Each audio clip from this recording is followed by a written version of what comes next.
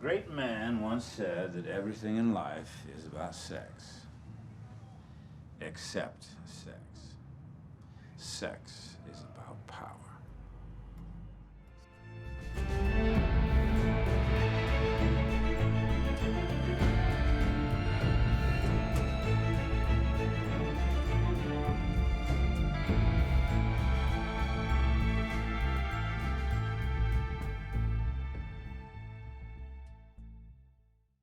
Power, to some, is a tool to get what they want. To others, it's a drug. They'll do anything to get more of it. House of Cards explores the toxic relationship people can have with power, which manifests in its depictions of sexual relations. There are 3 sexual relationships at the core of the first season of House of Cards. The tactical marriage between Frank and Claire, the almost loving affair between Claire and Adam, and the perverted affair between Frank and Zoe. Each of these relationships is transactional, meaning that each party gets something out of them other than sex. Power. In this video, we'll explore how the relationship between sex and power is depicted in the relationships in House of Cards. We'll be focusing on the relationship between Frank and Zoe, and analyze how the power distribution shifts over the first season of House of Cards. Our intersectional approach has found 3 stages of development in this relationship. Zoe is a reporter who engages in a transactional relationship with Frank. He gives her juicy details that can make her career, while she gives him power over the press. Frank, however, initially takes control over this relationship. He has the power. Can I say a source close to the White House? No, you let this story play out on its own time. They'll announce in the morning. Even in this brief interaction, we can see how Frank's power is established.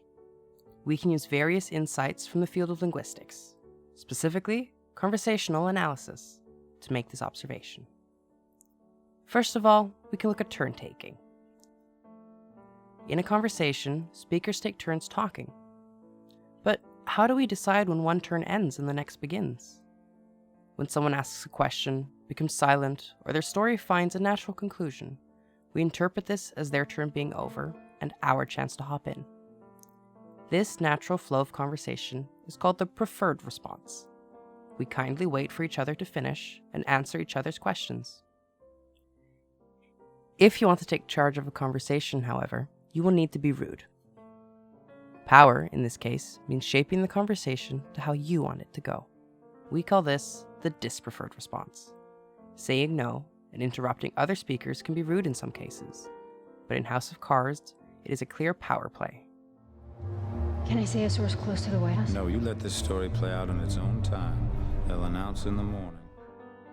Frank asserts power over Zoe by interrupting her and denying her request, a dispreferred response to her question. Another angle through which we can look at Frank's power is the cinematography. As you can see here, Zoe and Frank are in the same frame, but they are not portrayed the same. Zoe's put lower than Frank, and she also takes up less space in the frame. These are deliberate choices, as they make Frank more prominent and thus more powerful.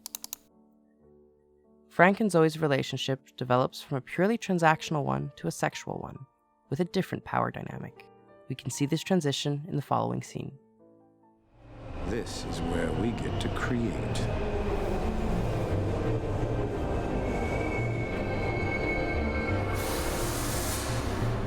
Don't miss your train, Miss Barnes. It's the last one tonight.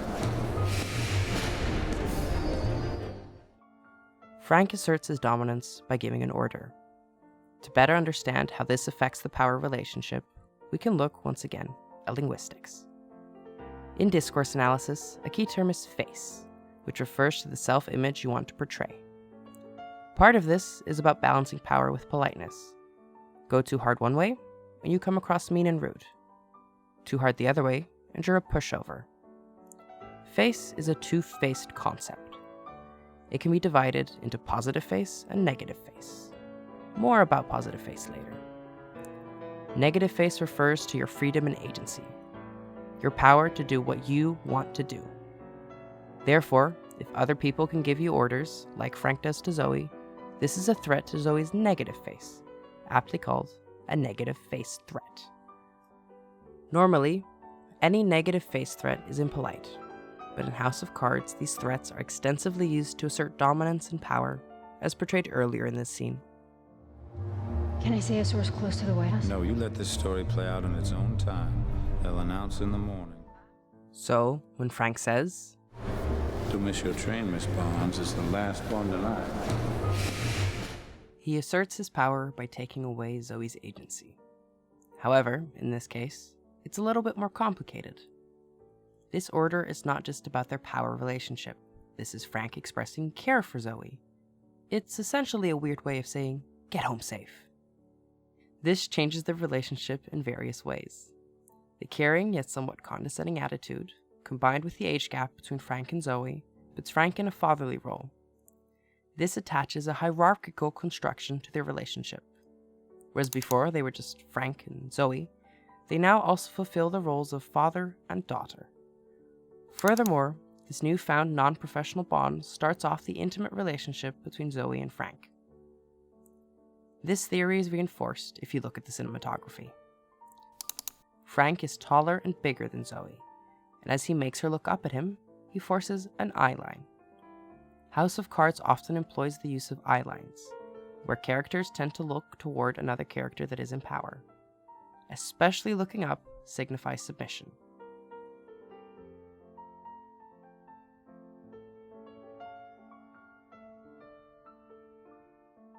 In the second stage of their relationship, Zoe and Frank play power games before having sex.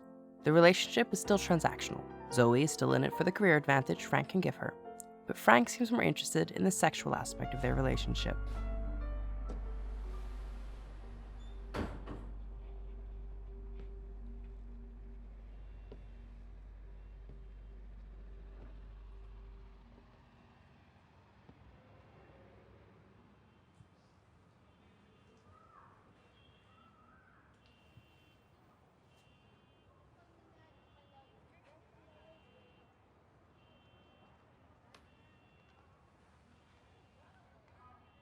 Do your parents know you live like this? No. They haven't visited. Are you cared for? How do you mean? Do you have a man who cares for you? An older man? No. But you've been with older men before. Yes. Then you know they hurt you. And after they hurt you, they discard you. You can't hurt me. Take your heels off.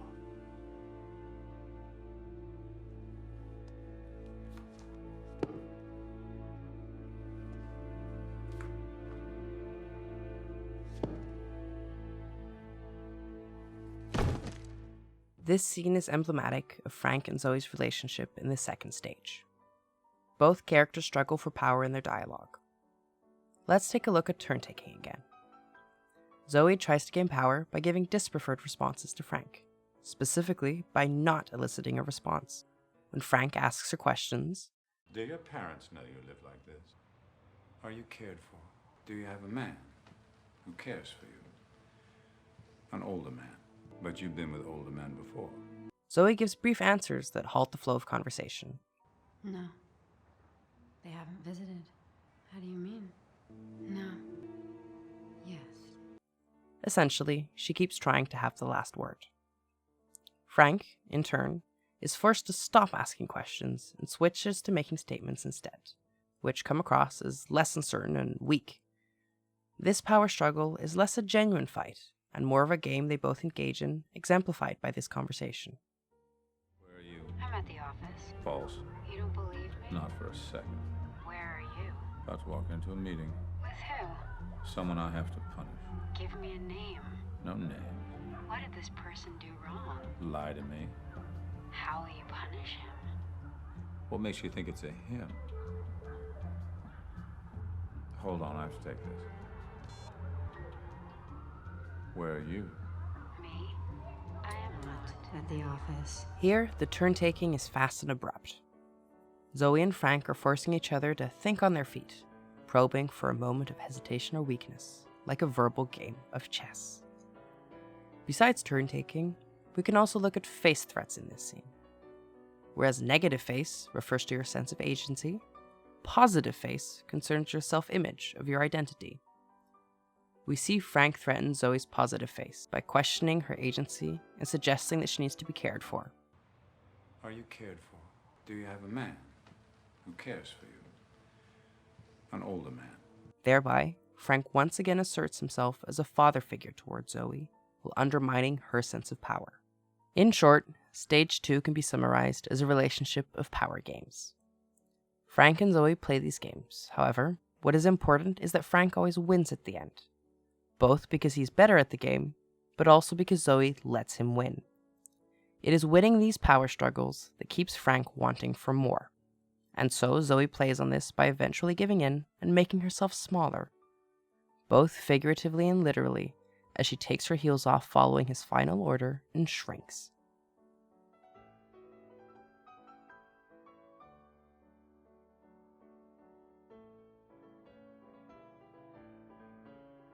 In Stage 3, the relationship dynamic changes again.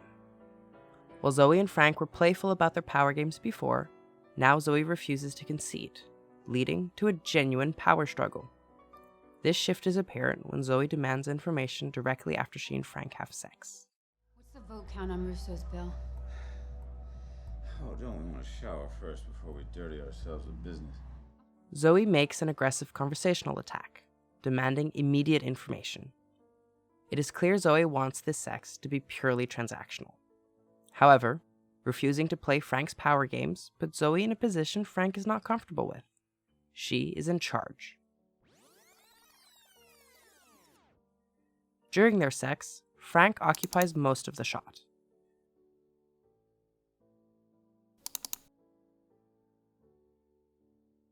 After they finish, Frank collapses on the bed and thus shrinks in the composition. The next shot of Zoe is a medium close-up in which she is the center of the frame, and the scene after briefly cuts back to Frank on the bed, contrasting Zoe's height on screen and domination from the frame with the relatively small part of the frame Frank occupies. Frank is far away from the lens, and Zoe is still in frame, higher up and literally looking down at Frank, signifying power imbalance in favor of Zoe. In the rest of the scene, we can see that the playful element previously present in Zoe and Frank's conversations is completely lost. You're almost twice my age. You said that didn't bother you. I lied. If you had a daughter, she'd be older than me. In 20 years, I'll still be younger than you are now. Well, I can't argue with basic arithmetic. You don't find that disgusting? I think you want me to.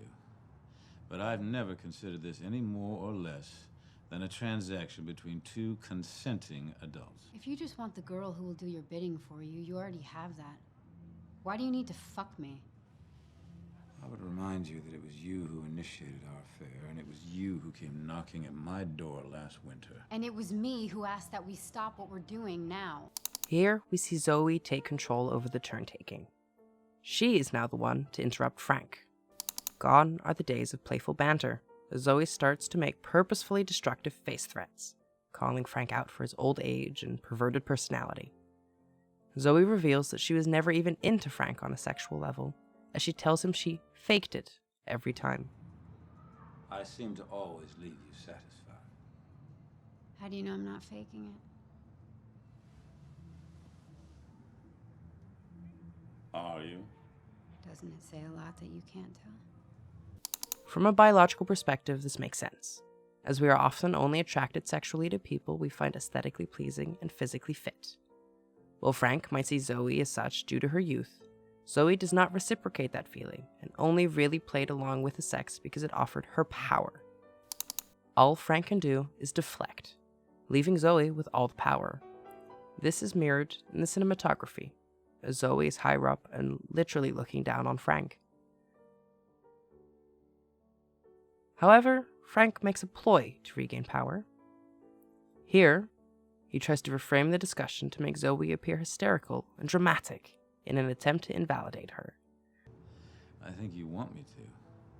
But I've never considered this any more or less than a transaction between two consenting adults. I would remind you that it was you who initiated our affair, and it was you who came knocking at my door last winter. This idea is amplified by Frank's slow and measured response to Zoe's rapid, angered questions.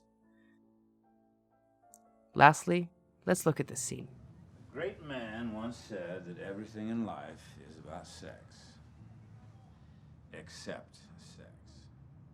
Sex is about power. So you need a whore. Which makes you a pimp. I'm not a pimp, just a very generous John.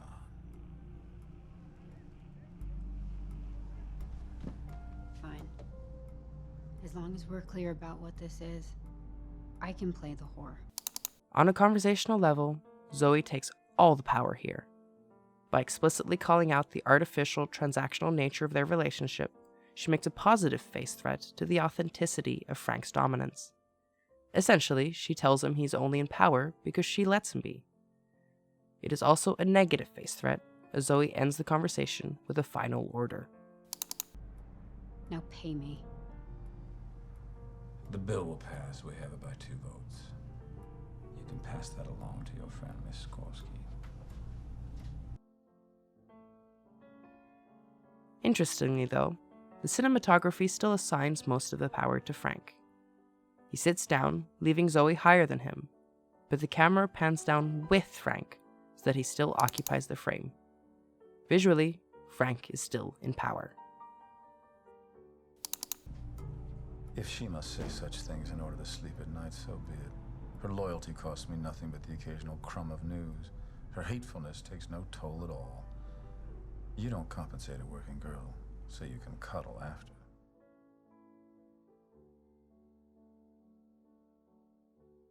We have analyzed how the ongoing power dynamics between Zoe and Frank in Season 1 of House of Cards are reflected by their conversational structures as well as the cinematography. We found that the relationship can be broken down into 3 stages. The first stage describes Zoe and Frank's initial informational transactional relationship, in which Frank assumes conversational power by means of turn-taking and negative face threats.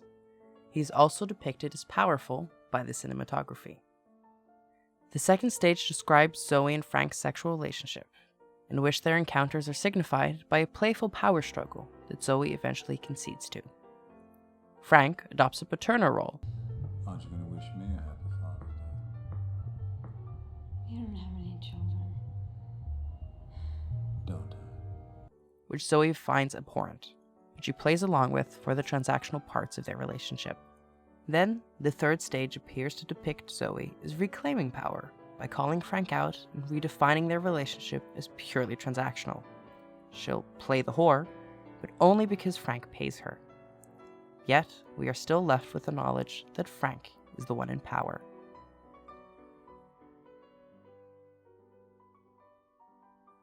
When we then look at the question we posed at the start of this video, how is the relationship between sex and power depicted in the relationships in House of Cards, we learn something fascinating. For some characters, like Frank, power and sex are equally important and interrelated. One is a tool to acquire the other. For other characters, like Zoe, sex is not important. After all, she doesn't really enjoy sex with Frank, but it is a means to an end.